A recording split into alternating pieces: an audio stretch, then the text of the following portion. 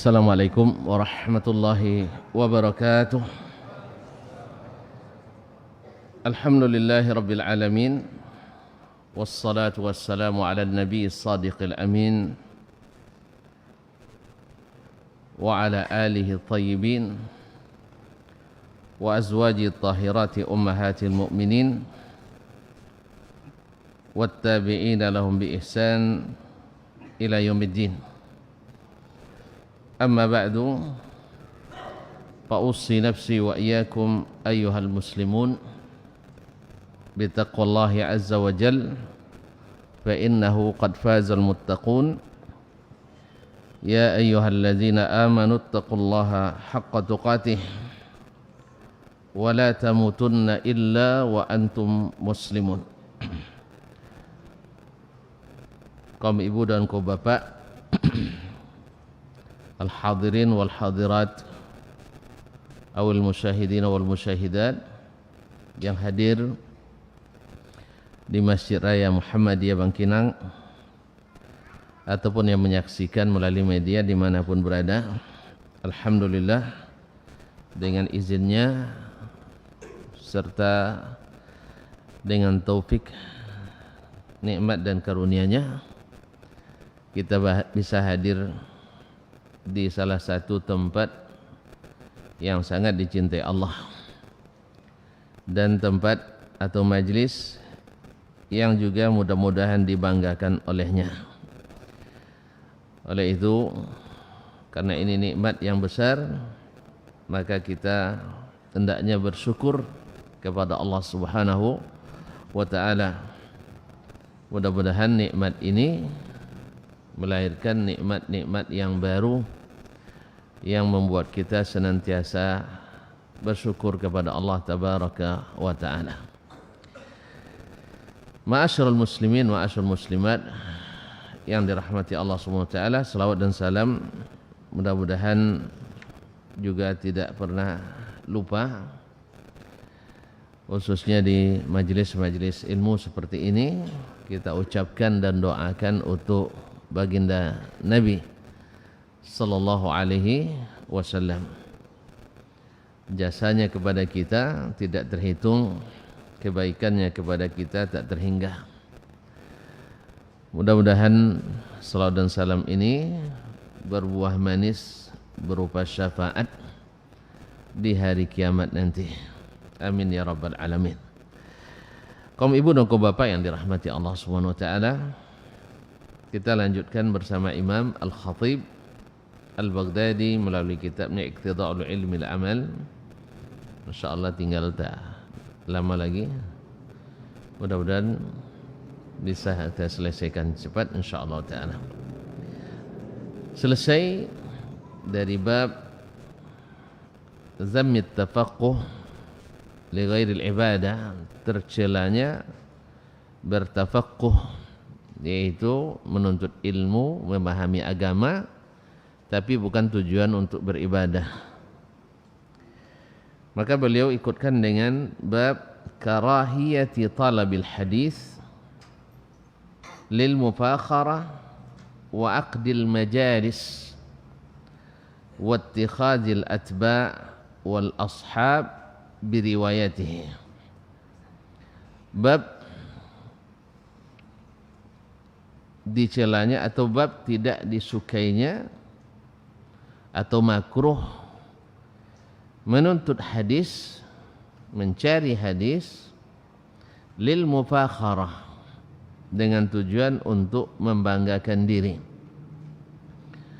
wa aqdil majalis, dan hanya tujuannya sekedar mengadakan majlis-majlis tahdis, wattikhadzil adba, mengumpulkan sebanyak mungkin pengikut, wal ashab, dan murid-murid, biriwayatihi, untuk meriwayatkannya.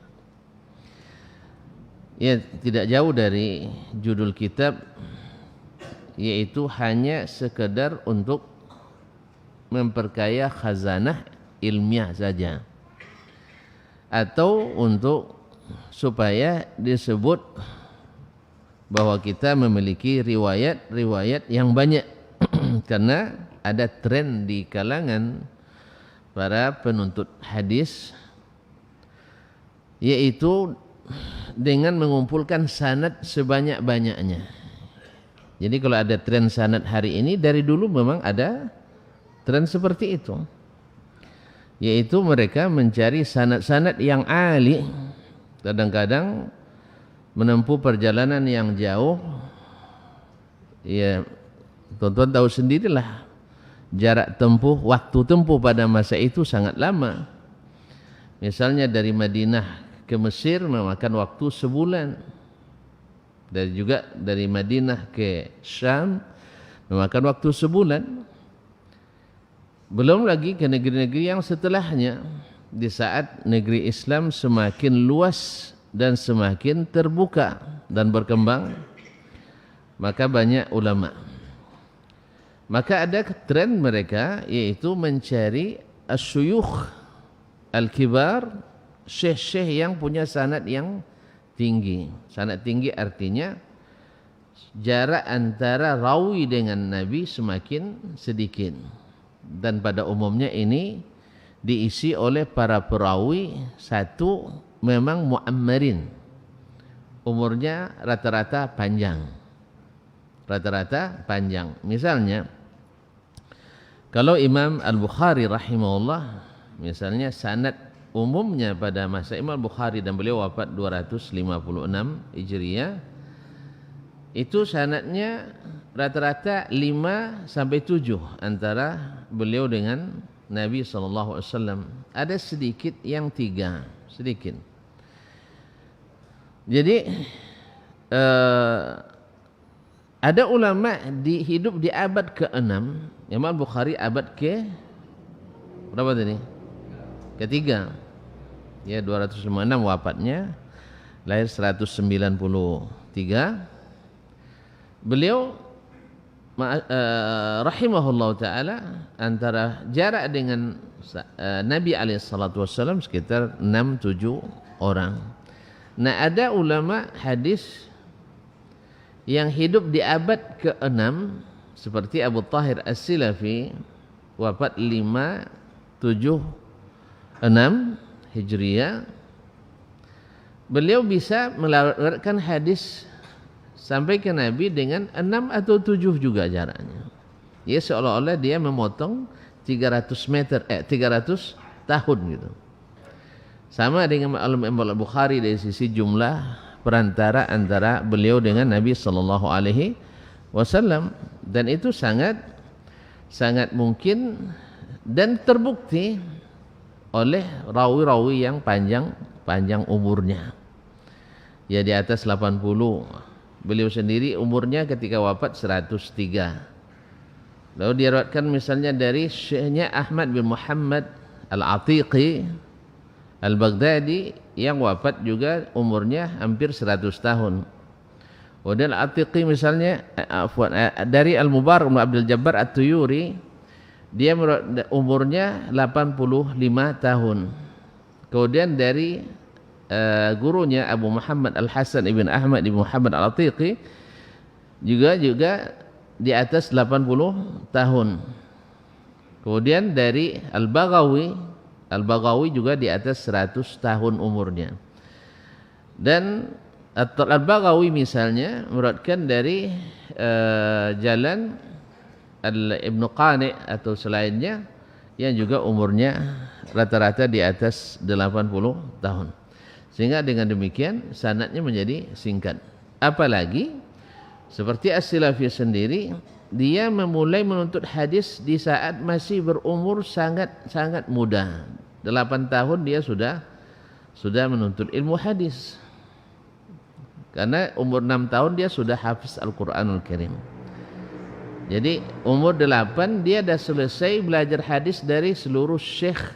13 tahun dah selesai belajar ilmu hadis dari seluruh syekh yang ada di Asbahan, yang jumlahnya hanya lebih kurang, kalau yang laki-laki sekitar 2.000 orang, yang perempuan sekitar 600 orang, seperti yang tertulis dalam kitabnya Mu'jamu Asbahan dan Mu'jam Al-Asbahaniyat. Setelah itu beliau rihlah. Umur 13 tahun dia sudah jadi imam tarawih di Masjidil Haram. Kemudian dia rihlah juga ke Baghdad. Di Baghdad dia menulis kitab Al-Masyikhah Al-Baghdadiyah. Dia catatkan nama-nama gurunya di situ, di Baghdad saja, baik yang asli penduduk Baghdad maupun pendatang yang menetap atau singgah atau lewat. Itu jumlahnya hanya lebih kurang 1314 orang gurunya. Beliau juga mencatat gurunya dalam perjalanan.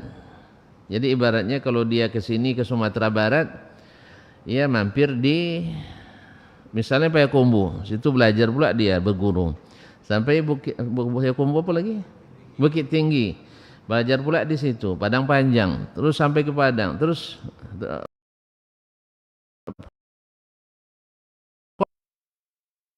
pokoknya di dalam perjalanan terkumpul pula lebih kurang 435 orang. Namanya Mu'jamus Safar. Nah, orang seperti ini mulai belajar dari kecil, kemudian umur panjang, ini bisa memutus rentang waktu antara 3 perawi kadang.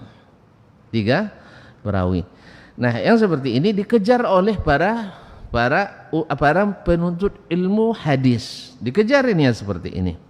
Sehingga mereka pun berlomba-lomba untuk mencari perawi seperti ini dengan tujuan untuk membanggakan diri. Nah, itu maksudnya. Dengan tujuan untuk membanggakan diri bahwa saya bertemu dengan syekh ini, saya bersanad ke syekh ini, saya bersanad dengan syekh ini. Akhirnya dia mengumpulkan banyak sanad, tapi hanya sekedar itu. Nah, itu maksud Imam Al-Khatib Al-Baghdadi rahimahullah. Mohon maaf terpaksa diterangkan ya. Ya, kalau tidak terangkan, mereka kane dan asal kaji sih nanti hadis untuk bangga-bangga, bukan. Jadi maksudnya kalau dia mencari hadis, talabul hadis hanya untuk sekedar mupakharah, ya, bahwa dia sudah rihlah mencari ilmu hadis, mencari sanad, maka ini sangat tidak disukai, seperti kata Imam Al-Khatib Al-Baghdadi rahimahullah ta'ala. Wa aqdil majalis. Kemudian sehingga dengan demikian majlisnya selalu dicari orang karena dia punya sanad yang tinggi, punya sanad yang banyak. Hanya sekedar aqdul majalis wa ittikhadil atba, dan mengumpulkan banyak pengikut, wal ashab, dan para murid untuk meriwayatkan riwayatnya tadi karena memang dicari. Nah, siapa yang menyibukkan dengan ini saja, walaupun dia pada zatnya sendiri mencari ilmu, menyebarkan ilmu itu adalah ini, cuman kurang apa kata Imam Al-Khatib, makruh, artinya tidak disenangi, artinya dibenci kalau hanya tujuannya seperti ini. Lalu beliau sebutkan beberapa riwayat yang mendukung apa yang dia nyatakan dalam tema bab ini. Qala rahimahullah, akhbarana al-Qadhi Abu Bakar Ahmad ibn al-Hasan ibn Ahmad al-Hiri bin Sabur telah menceritakan kepada kami Al-Qadhi Abu Bakar Ahmad ibn al-Hasan ibn Ahmad al-Hiri bin Sabur, ulama besar di masanya terkenal. Qala akhbarana Abu Muhammad Haji bin Ahmad ibn Yarham ibn Sufyan At-Tusi, telah menceritakan kepada kami Abu Muhammad Haji bin Ahmad bin Yarham ibn Sufyan At-Tusi. Qala haddatsana Muhammad ibn Hammad huwa al-Abi Wardi, yaitu telah menceritakan kepada kami Muhammad ibn Hammad al-Abi Wardi. Qala haddatsana Yazid ibn Harun, telah menceritakan kepada kami hadis ini Yazid ibn Harun, yaitu Yazid bin Harun al-Hammal. An Sulaiman at-Taimi, dari Sulaiman at-Taimi, Sulaiman bin Tarkhan at-Taimi. An Sayyar, dari Sayyar al-Kufi. An A'idillah, dari A'idillah, dari salah sahabat nama A'idillah. Qala alladhi yattabi'ul ahadith liyuhadditha biha la yajidu rihal jannah. Siapa yang mengikuti, mencari hadis saja, liyuhadditha biha, hanya untuk sekedar disampaikan, hanya sekedar untuk diceritakan, saya bertemu ini, saya bertemu ini, saya menghafalkan hadis ini, La yajidu rihal jannah, yang seperti ini kata beliau tidak mendapatkan bau surga. Ya, ini juga maksud daripada Imam Al-Khatib rahimahullah, agar kita dalam mencari ilmu ini mesti selalu diiringi dengan keikhlasan niat. Itu maksud beliau. Sebab kalau hanya sekedar untuk dikenal sebagai ahli hadis, sebagai pakar hadis, sebagai ulama hadis, sebagai perawi hadis, sebagai mendapat gelar muhaddis atau hafiz atau bahkan mungkin amirul mu'minin fil hadis, tetapi tidak ada kesan hadis itu pada diri kita, sama saja seperti riwayat sebelumnya, kita hanya menjadi penerang seperti lilin, kita sendiri yang dibakar, orang yang diterangi. Ini maksud beliau bukan melarang untuk cari hadis, tidak, bukan melarang untuk menyampaikan hadis, tidak. Buktinya beliau menyampaikan hadis juga, ya, beliau juga menyampaikan hadis, tapi mengingatkan bahwasanya kalau hanya sekedar liyuhaddis saja, untuk menjadi muhaddis saja, yaitu supaya mendapat popularitas saja, maka tidak dapat baun surga. Kenapa? Tidak ada lillahnya, tidak ada lillah, tidak ada pahalanya. Allah musta'an. Atau tidak mengamalkan, ya, berapa hadis yang dihafalkan tapi tidak diamalkan, ya, tidak diamalkan. Karena memang kalau orang yang tidak mau mengamalkan akan mendapatkan beribu alasan untuk melepaskan diri daripadanya. Ya, nanti misalnya kaum muslimin dan muslimat dirahmati Allah, kalau kita tidak mengamalkan misalnya, ya, kita akan dapat, bahkan hadis sendiri mengatakan ketika datang seorang Arabi, orang Badui datang ke Nabi sallallahu alaihi wasallam menanyakan tentang Islam dan iman, lalu dia sebutkan, waktu itu engkau bersyahadat tidak menyekutukan Allah, mendirikan salat 5 waktu, lalu dia puasa Ramadan dan haji wajib, waktu itu belum diwajibkan bagi dia, maka dia katakan, la azidu ala hadza wala anqus, saya tidak akan menambah dari ini, salatnya artinya 5 waktu saja, ya, dan tidak akan mengurangi, tidak akan dibuatnya 4 waktu. Kata Nabi SAW, aflaha in sadaq, dia itu sukses, berhasil, menang kalau dia jujur, kalau dia benar. Ma'asyiral kiram dirahmati Allah, ini kan kita katakan siapa yang menjalankan yang wajib-wajib saja, puasa Ramadan, puasa sunat tak satu pun, ya, salat 5 waktu, iya, tapi tak ada salat sunat satu pun. Zakat kadang bayar kadang tidak, bayar, taib. Ma'asyiral kiram dirahmati, yang wajib-wajib saja, infak tak ada misalnya, ya, kita katakan kalau benar aflah, dia akan beruntung. Sebab apa? Kewajiban ini kalau dilaksanakan dengan benar dan tepat, ya sudah cukup untuk selamat kita, selamat dari tuntutan. Karena yang sunat itu tidak ya tidak wajib. Yang sunat kan tidak wajib. Ya, kalau sunat kan tidak wajib, kenapa dipaksakan kan itu, ya. Nah, ini bisa menjadi penetrasi, menjadi alasan kuat bagi kita yang ingin bermalas-malasan mendirikan amal-amal yang dianjurkan yang hanya sifatnya sunat. Apalagi kalau kita ahli membuat yang wajib jadi, itulah ahli membuat yang wajib jadi sunat, atau yang haram menjadi makruh. Nah, ma'asyiral kiram, Nabi tidak salah, tapi kan Nabi bersyarat in sadaq, kalau dia jujur dalam melaksanakannya. Artinya kalimat sidqan ini itu punya makna yang dalam, melaksanakan sebenar-benarnya. Nah, sekarang siapa yang jamin kaum muslimin dan muslimat, kita ketika melaksanakan amal yang wajib itu betul-betul jujur kita melakukannya, mulai daripada niatnya sampai kepada tata pelaksanaannya. Oleh sebab itu maka kita memerlukan amal-amal yang lain yang dibutuhkan, yaitu sunat-sunat. Yang kedua, kalaulah sekelas Nabi alaihi salatu wassalam, Nabi kan, Nabi tahu kita, Nabi SAW manhaj beliau mengejar yang sunat atau menjauhi yang sunat? Mengejar yang sunat. Padahal beliau diampuni dosanya telah lalu dan yang akan datang. Ya kan? Kemudian beliau suka tidak melakukan yang makruh? Hah? Justru beliau menjauhi hal-hal yang makruh. Nah, kalaulah baginda Nabi sendiri yang dijamin masuk surga, yang diampuni dosanya telah lalu dan akan datang, bagaimana dengan kita yang belum jelas nasibnya? Aku kan tidak jelas nasib, Ustaz. Hah? Iya, antum bilang sudah takdir, Ustaz. Betul, tapi antum kan tidak tahu takdir antum bagaimana. Maka berusahalah menempuh jalan yang baik. Mudah-mudahan takdir kita memang seperti itu, karena memang Nabi katakan i'malu fakullun muyassarun lima khuliqalah. Beramallah karena setiap orang dimudahkan mengejar apa yang ditakdirkan untuknya. Makanya kita berusaha untuk itu.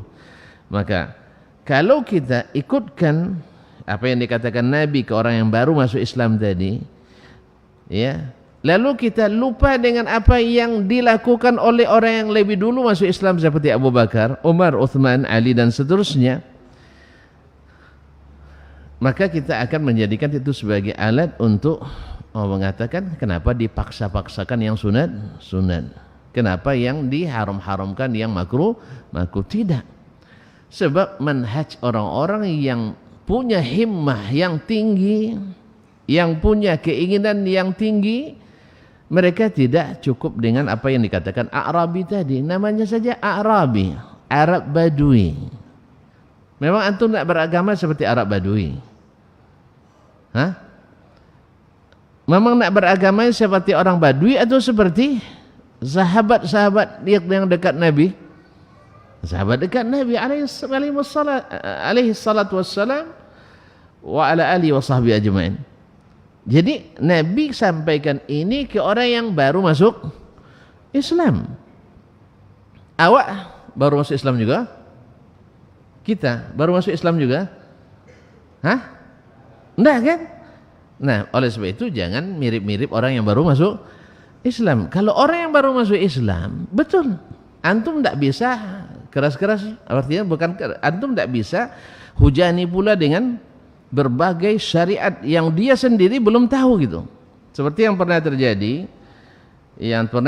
di Arab Saudi waktu itu, para pekerja dari Korea sekitar 8 orang dari Korea Selatan, padahal orang-orang yang profesional, tenaga profesional, teknisi yang profesional, mereka masuk Islam, dibawalah ke masjid untuk syahadatkan atas permintaan mereka sendiri.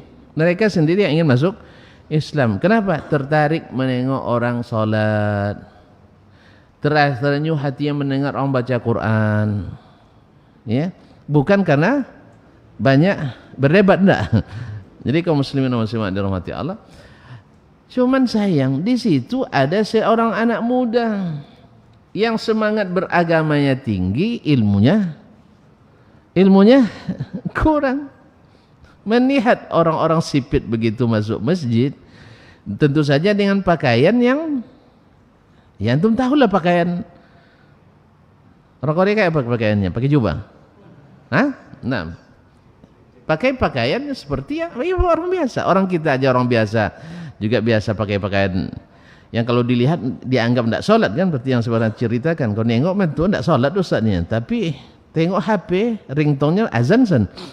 Iya. Pas ustad ringtone-nya dangdut gitu. Allah musta'an. Terpaksa saya membela. Ini yang tadi itu karena lama dulu jadi preman tidak pandai azan, sekarang belajar azan. Ustad dulu ketika dulu jadi gharim masjid dah puas azan. Jadi sekarang belajar dangdut gitu. Allah musta'an. Kaum muslimin dan muslimat melihat orang-orang ini, dia sampai nanya dengan bahasa Arab tentunya, dengan bahasa Arab amiannya kan, ini orang-orang kenapa doa ke masjid, sudah disunat apa belum? Ya Allah ya Rabbi, ini ngacau jadinya. Nengok ribut-ribut itu, mereka bertanya, penterjemah apa adanya pula. Apa yang kata orang itu katanya kan, sunat itu apa katanya? Khitan itu apa? Lalu dijelaskan dengan bahasa Inggris yang ya maklumlah. Kalau bahasa Inggris dasman baru belum. Bahasa Inggris yang patah-patah gitu. Belum bahasa Inggris yang ini halusnya. Akhirnya disebutkan bahwa di sunat itu ambil gunting dipotong, apanya katanya. Akhirnya mereka tidak mau, akhirnya tidak jadi masuk Islam. Makanya Nabi tidak sebutkan kepada mereka ini banyak sekali nanti. Akhirnya tidak jadi ini masuk Islam. Makanya itu kalau nanti mengislamkan orang jangan, nanti ayo kita pergi nanti ke daerah-daerah pedalaman itu biar tuan-tuan tahu kan gitu. Jadi kalau ada mereka yang bilang andainya ulama itu mau memfatwakan babi itu halal katanya, kami mau masuk Islam semua kampung nih katanya. Nah, bayangkan. Jadi syaratnya babi harus halal. Ya bayangkan. Nah yang seperti ini kira-kira kalau antum da'inya gimana?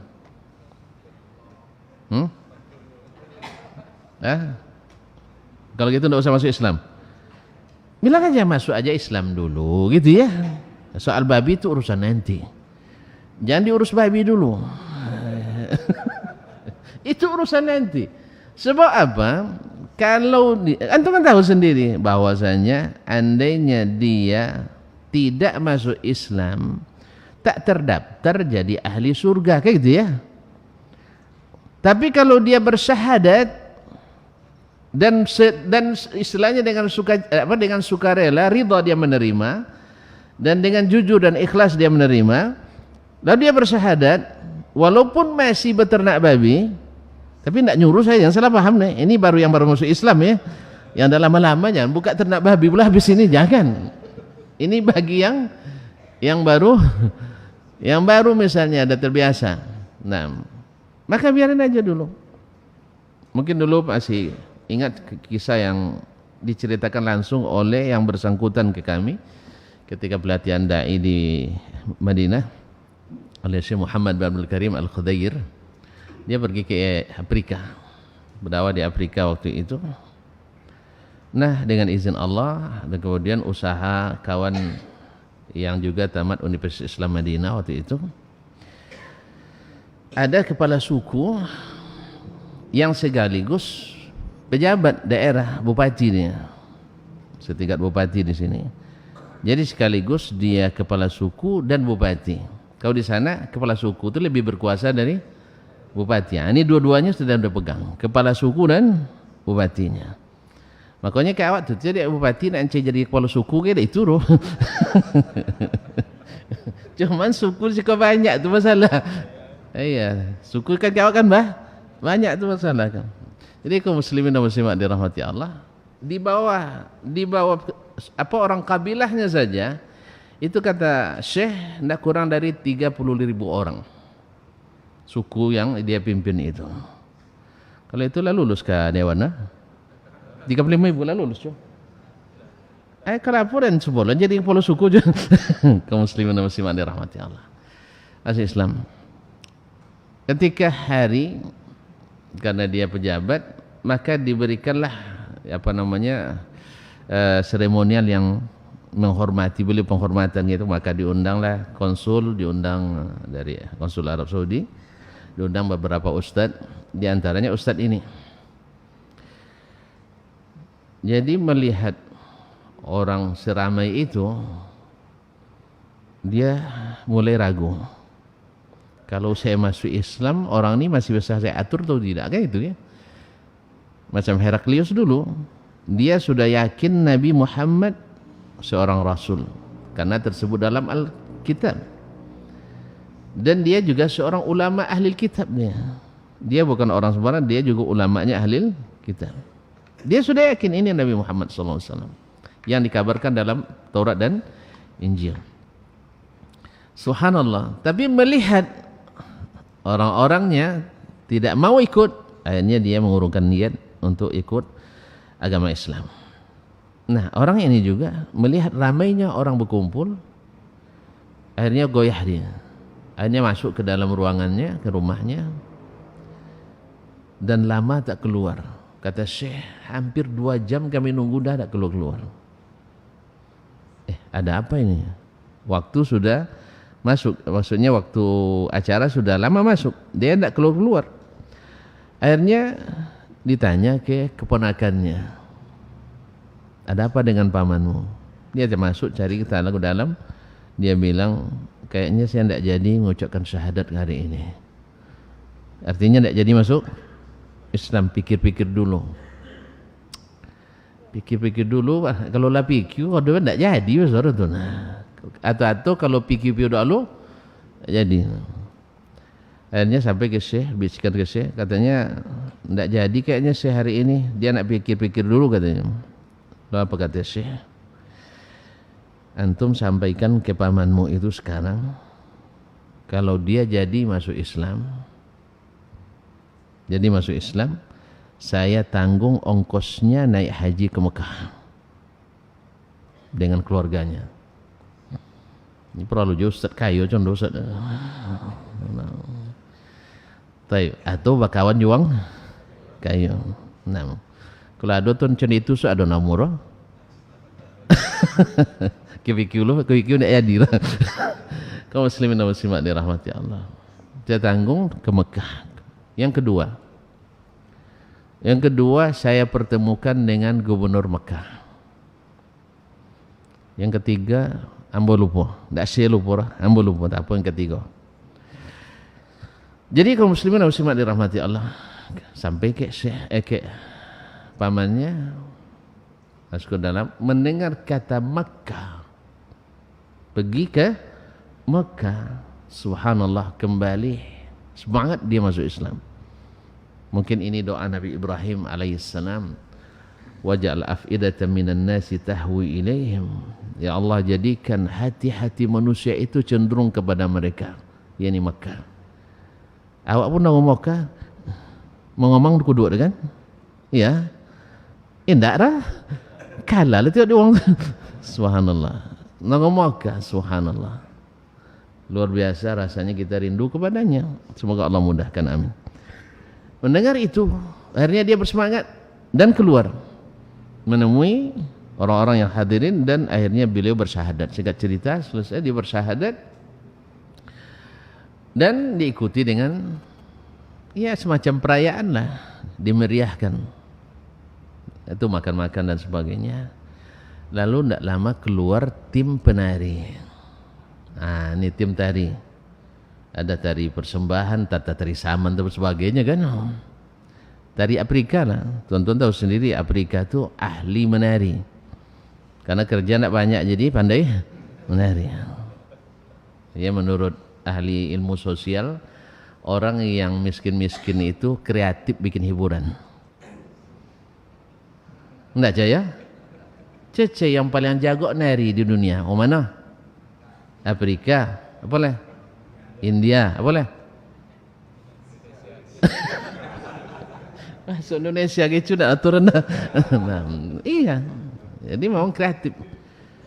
Antum sendiri tahu sendiri, yang para penari yang profesional apa istilahnya, yang sangat terkenal di Amerika itu rata-rata kulit hitam. Menari mereka, kata Syekh, wallahi katanya, saya tidak pernah melihat tarian seperti itu di dunia katanya. Saking istilahnya saking hebat tarian mereka itu. Nah, pertama laki-laki yang keluar itu semua. Lalu dai tadi bisik ke Syekh, ini bahaya nih Syekh katanya, sebab biasanya selepas ini akan turun perempuan. Enggak, yang namanya perempuan tentu gadis ya, yang penari mana ada. Kalau nenek-nenek dan tidak lentur lagi. Nah, nari kan perlu kelenturan tubuh. Apa katanya? Syekh, tolong bilang saya jangan sampai keluar penari perempuan. Saya bilang, awak memperjuangkan dia ini sudah masuk Islam tadi dah payah, nanti batal lagi kan gara-gara. Langsung di stop. Apa kata Syekh? Hada amaluk. Urusan ini nanti pekerjaan kamu setelah ini. Sekarang jangan ganggu syahadatnya dulu. Jelas? Ini maksud kita bahwa yang baru-baru jangan di bebani. Jangan dibebani. Karena orang belum kokoh. Sama mancur apa nomor buat pondasi, alung kau yang similar tegak enggak tiang situ. Mau tegak? Hah? Hancur dia kaum muslimin dan muslimat. Jadi dikokohkan dulu. Intinya Nabi tadi mengatakan kepada orang Arab yang baru masuk Islam, kalau dia mempertahankan yang wajib itu saja dia berhasil. Maksudnya berhasil tidak kekal di neraka dan ada kemungkinan masuk surga. Tapi kan kita harus punya cita-cita lebih tinggi. Kata Nabi SAW, kalau kalian minta masuk surga, minta al-firdaus al-a'la, minta surga firdaus yang tinggi, ya, minta yang tinggi. Karena tonton biasa buat proposalnya. Ya, kalau buat proposal biasa tinggi itu Anda buat. Hah? Tinggi. Nah, mintalah kepada Allah lebih tinggi. Nanti kalau diberi yang di bawah itu, alhamdulillah kan enggak. Ya Allah. Wanti yang dapat baun jadilahnya. Nanti kan ada kemungkinan juga masuk neraka dulu, naudzubillah. Jadi Allah mengajar kita untuk bersungguh-sungguh. Intinya kaum muslimin dan muslimat dirahmati Allah SWT, jadi amal-amal itu, ya, apapun dari ilmu yang kita dapatkan, walaupun tidak merupakan sesuatu yang diwajibkan, maka kita harus bersemangat mengerjakan. Itu intinya. Supaya kita tidak hanya sekedar menuntut ilmu, hanya sekedar untuk jadi perawi, hanya sebagai buat majelis-majelis. Habis itu orang bubar tanpa ada amal yang tercatat. Nasallallahu as-salamata wal afiyah. Jelas ya? Alhamdulillah. Qala rahimahullah, akhbarana Abu Hasan Ali bin Al-Qasim bin Hasan Asy-Syahid bil Basrah, telah menceritakan kepada kami Abu Hasan Ali bin Al-Qasim ibn Hasan Asy-Syahid di Basrah. Qala hadatsana Ali bin Ishaq Al-Madirra'i, telah menceritakan kepada kami Ali bin Ishaq Al-Madirra'i. Qala hadatsana Ahmad ibn Muhammad Al-Khalili, telah menceritakan kepada kami Ahmad bin Muhammad Al-Khalili. Qala hadatsani Sulaiman ibn Dawud, telah menceritakan kepada kami Sulaiman ibn Dawud Abu Rabi' Az-Zahrani. Qala hadatsana Khalid ibn Al-Harith Al-Hujaimi, telah menceritakan kepada kami Khalid ibn Al-Harith Al-Hujaimi. Qala, dia berkata, qila libni Subrumah, dikatakan kepada Ibnu Subrumah, yaitu Abdullah bin Abdurrahman Ibnu Subrumah, salah seorang fuqaha yang terkenal. Qala hadits tujar, ya, hadits tujar, artinya sampaikanlah hadis, kamu nanti digaji. Fa ansha'a yaqul, lalu dia bersenandung syair, yamunnunanil ajral jazila walaitani najautu kafafan la alayya wala liya. Mereka memberikan kepadaku upah yang besar, padahal andainya aku lolos selamat, ya, dalam keadaan tanpa beban, baik yang memberatkanku ataupun yang menjadi milikku.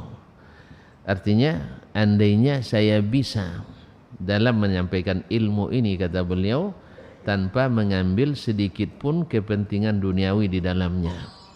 Baik, kalau bisa, kata Ibnu Subrumah rahimahullah ta'ala, andainya ilmu ini semata-mata karena Allah tabaraka ta'ala, tidak ada hal duniawi yang didapatkan daripadanya sehingga menjadi beban yang akan dipertanyakan, pertanggungjawaban yang akan dipertanggungjawabkan di hadapan Allah tabaraka wa ta'ala.